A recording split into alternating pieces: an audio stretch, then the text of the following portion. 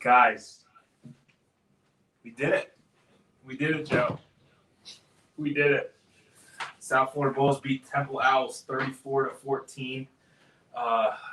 One of the more dominating performances I've seen in recent memory. There's not too many games to really compete with this, but I mean, from start to finish, USF absolutely dominated the Temple Owls. That first drive, even though it resulted in a botched field goal, they still ran the ball really well. And then, play of the game, Chris Carter hawking down that potential scoop and score there was a work of art. Previous years, that doesn't happen. And Jeff Scott said as much that as that play's unfolding, he said that's the heart of this team right there. And, I personally kind of challenge this team. Prove that you're different than last year, where you lose close to Temple and Memphis and you get blown out the next week. Prove it. Prove you're different. And they did it.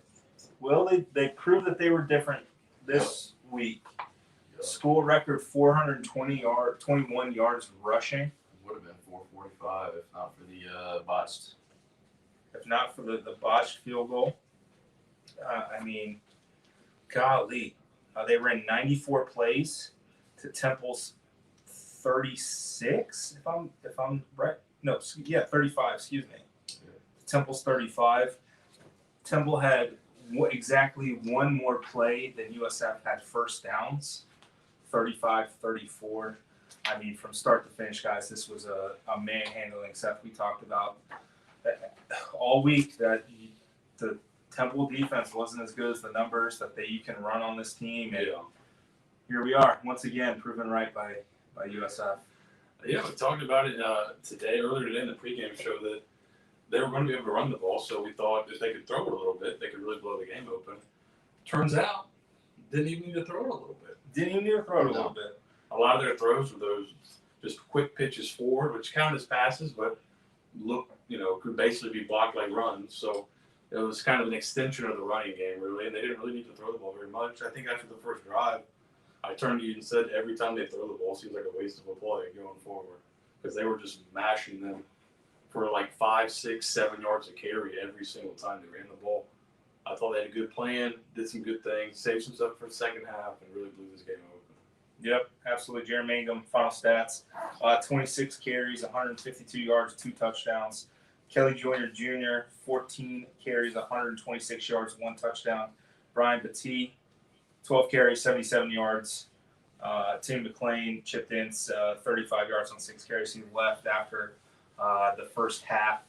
Coach Scott said he was cleared to play in the second half, but he trusted Travis Marsh's and Cade Fortin's ability to hand the ball off in the second half to help USF secure the win because, both of those guys didn't need to do.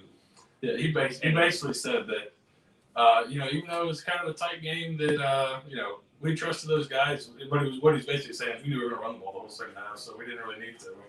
Anybody can go in there and hand it off. Yeah. So I think they had a pretty good grasp on, they kind of knew, especially they got them running sideline to sideline with the jet sweep in the first half. Yeah. And then they came back with a counter off of it in the second half, and Temple really had no answer for it.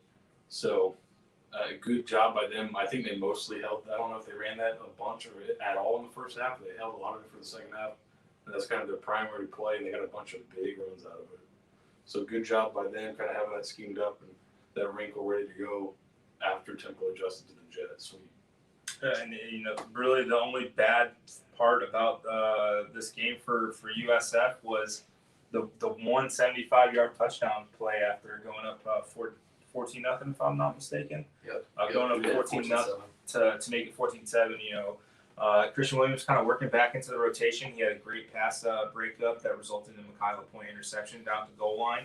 After that spectacular Chris Carter play on special teams, getting back in the action, he's finally, he's closer to 100% than he was, last week. And on a short week, he's going to have to be ready again to face ECU, who's down, 28-10? They're down 24-10 at halftime, and that's a game that was on like a 6-hour delay. So they're not going to finish that game for probably a little bit. Probably another hour, 2 hours from now, and then they got to get on a plane to go back because it was at Houston. So they're going to have a tough travel coming into a short week. So. Yeah.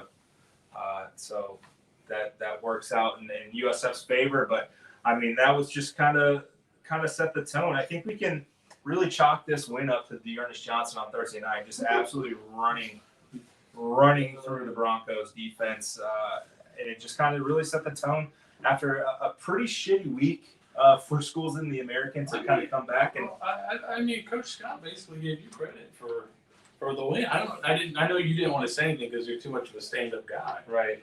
But Coach Scott did reference your question last week about them not responding well after close games last year, and he said he brought that up to the team. So, I mean, basically, I'm going to give you all the credit. Well, first of all, I want to give all glory to God and His Creator, everything of that. But I mean, this was just such an ass kicking. He held on to the ball for 44 minutes. 44 minutes, guys. Like 44 minutes.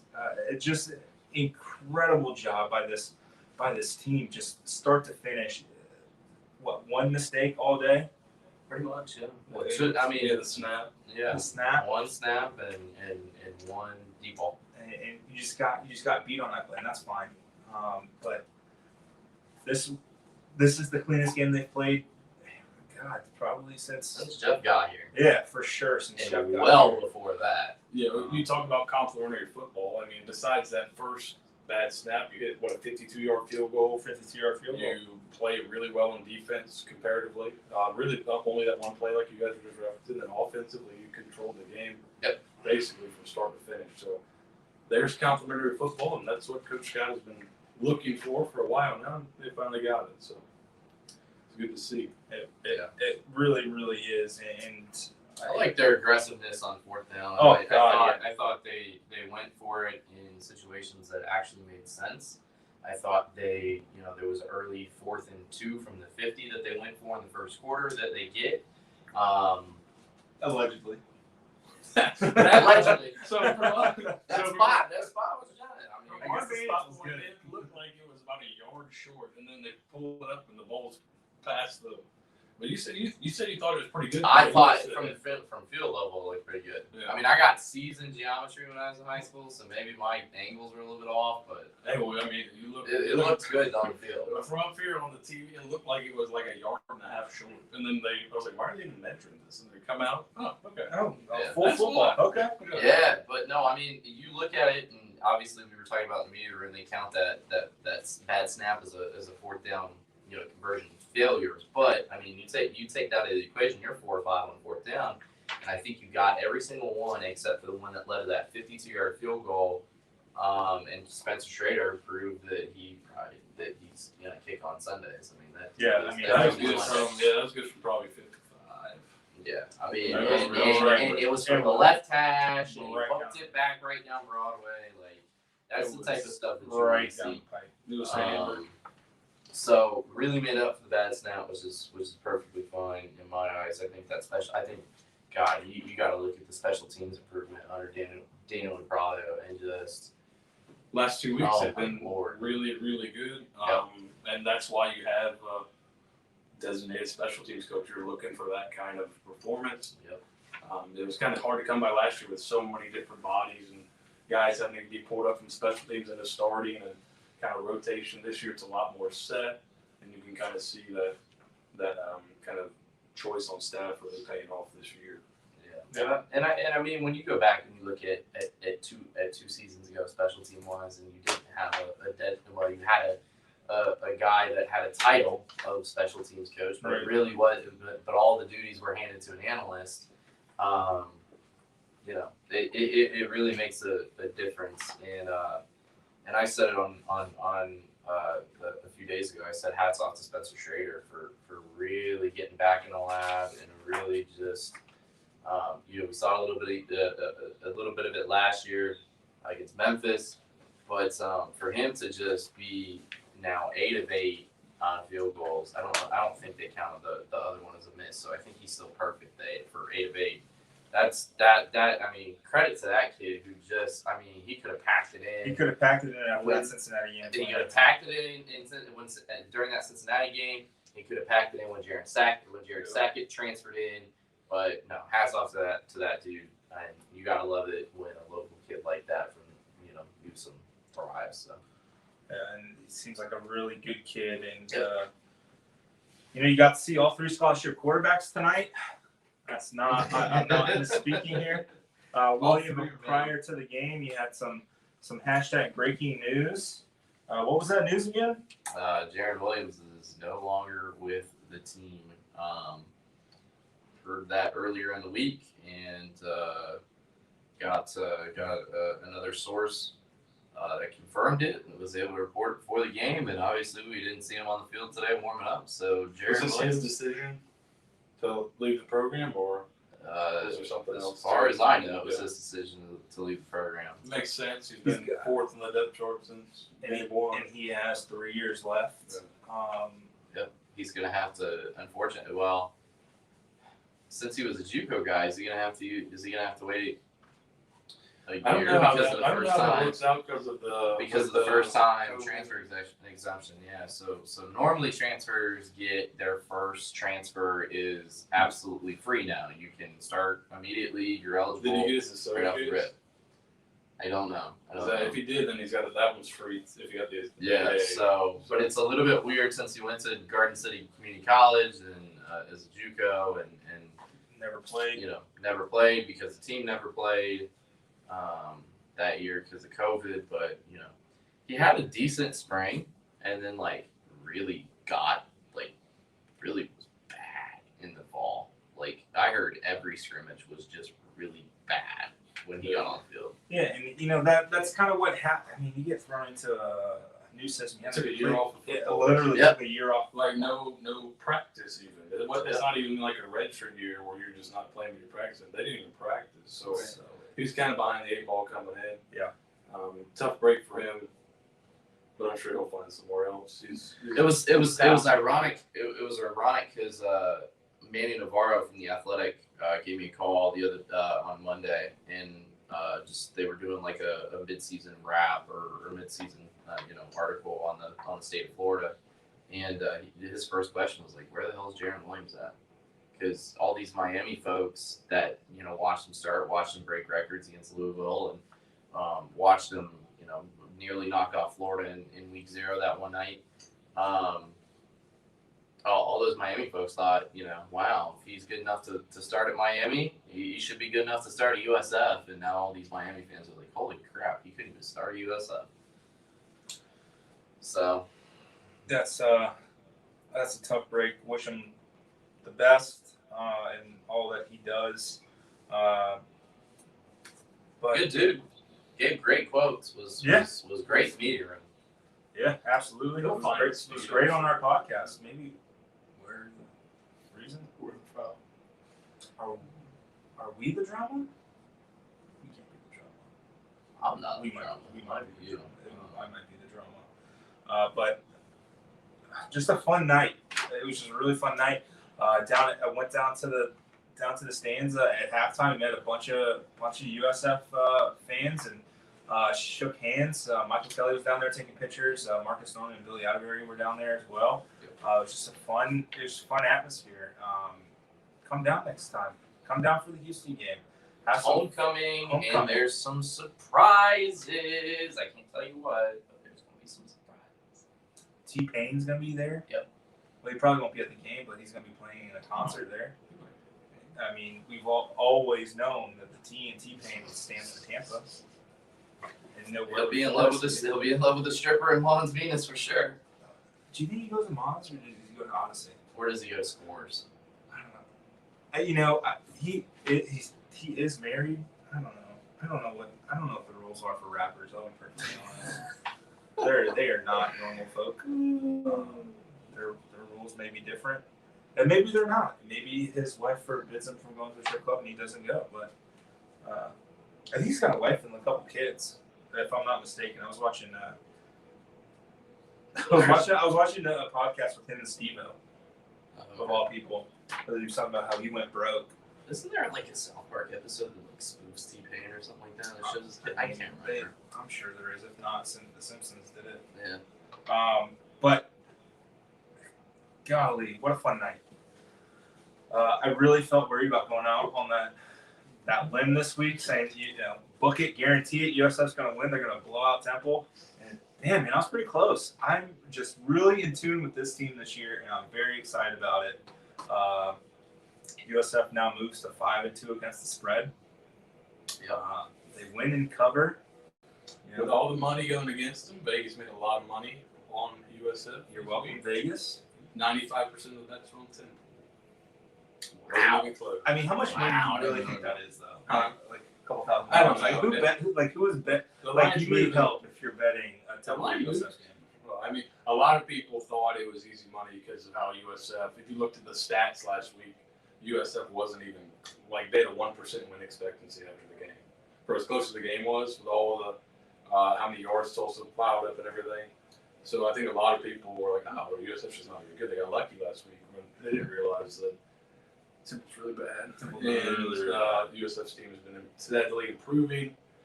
So I think if you don't watch this team, it's really hard to look at just the numbers and kind of see how they've been performing. Absolutely. Especially after the first 2 games of the year when some really bad stuff got inflated, and they're still trying to catch up from that a little bit. So I think the biggest thing for this USF team is consistency and is just finding playmakers on all 3 sides of the football and finding guys that can fill in. Xavier Weaver didn't play tonight. Bryce Miller was back in the lineup. You need Jason Vaughn was out with a personal issue, and these guys started to step up. Granted, defensive front was playing without their full deck of cards tonight. And they were great. And they held in the front 7 held Temple to 34 yards of rushing. I mean, I know they only rushed the ball 13 times, but you would have gotten more carries had you extended drives. But what really helps kind of keep those guys fresh is getting off the field is and your the offense, offense holding the ball, which early in the year it was the opposite. The offense was getting off the field very fast. They're really still into pushing the tempo really high, and then go 3 and out in 30 seconds. Yep. And then the defense is right back on the field. And you kind of got that on the other side tonight with Temple. Their defense was on the field for a long time, and then the goal line stand is 1 or 3 plays, and then they come out and score a touchdown at 1 play 2, and your defense is right back on the field. So that you kind of got the script flipped on you this week a little bit in a positive direction, and you saw that when you can kind of keep these guys a little fresh, the defense can play a lot better because you don't have to dip into your depth quite as much. Leading tackler only had 6 tackles, and then everybody else had 3. Nice. I want to really kind of point this out here. So Temple gets that touchdown, the kickoff, or the 1-play drive after USF scores. Their next possession was their end of half. There was 19 seconds left, and then they scored a touchdown on their opening possession of the second half. And then they went punt, interception, punt to end the game. They gained 9 yards, 10 yards, 7 yards, and -2 yards on their final 4 second half possessions on offense. And that's just how you beat the absolute will out of a team. 24 yards. And USF on the flip side there in the third quarter, second half, they went field goal, touchdown, went for it on 4th down, missed it, and then they iced the game with the final 5:54, just running the ball down their throat. Well, until Kate Ford. Yeah, that was an interesting one. Did not see that coming. I'll be perfectly honest. Got to put it on tape. I can't. Trying to buy QB1 reps, baby. He's getting, I think it's on Flower. Oh, the tight end from Trying to get that name Grace Christian. Trying to get the name on the stat sheet, I think. Yes. So, I mean, just really impressive performance. A 5-minute drive, 9-minute drive, 5-minute, 4-minute, 2-minute, 50-second drive that ended in a field goal. 3:59 that ended in a touchdown. 4:13 that ended in a touchdown. 3:39 was the turnover on downs, and then 5:54 to ice the game. And then it's the other side of the Temple's time of possession in the second half. Touchdown drive, 3 minutes, 44 seconds. After that, 1 minute, 37 seconds, 2 minutes, 21 seconds, 42 seconds, 52 seconds. Yes. That defense was dead tired by the end of the game. If USF would have kept their starters in, they probably could have tacked on a couple more touchdowns, but they know they got a quick turnaround, so Yeah, put and in I some know, younger guys, let them get some reps. and I know Nate said, he's not sold on East Carolina. I think East Carolina in Greenville is a little. It depends on what ECU team shows up, because at times they've been really good. Like, they should theoretically be 5-1 coming into this week. They should beat UCF and they should beat South Carolina. They still gave up 20 points. That terrible South Carolina. Yeah, no, without a doubt. I mean, I think, but that was 6 weeks ago at this point. So I think that ECU team is better than people give them credit for. But shoot, man, if they're gonna be on that plane until 2:30 in the morning tonight, they got a short week. Yeah, that's gonna be rough. That balances the playing field, so to speak. So. Yeah, we talked about on the pregame show. I think home field this year, and especially in this conference, seems really important. So you got to kind of overcome that. But like Will said, hopefully this travel situation kind of flips that a little bit and puts it more in your. I mean, it isn't like Dowdy-Ficklin is the hardest place to play these days. Like, No, but I think, I just think traveling, going on the road, and just having people there. Just last year there was really nobody, so just having some more people in the stands, it creates a little more atmosphere this year. And it seems like, some teams perform pretty well at home, and they go on the road and look terrible. So hopefully USF doesn't fall into that trap next week, but maybe this travel will kind of really even that out a little bit. Yeah, absolutely. That's it from us from Raymond James Stadium. I think you guys can see behind us. They're putting down the logos for the Bucks game tomorrow as they take on the Bears. Less than 24 hours away, too. They're a quick turnaround. Quick turnaround. Hopefully it doesn't rain like it did the last time. Will's going to stay and get a time-lapse video Hell no, man. of the logo here at midfield.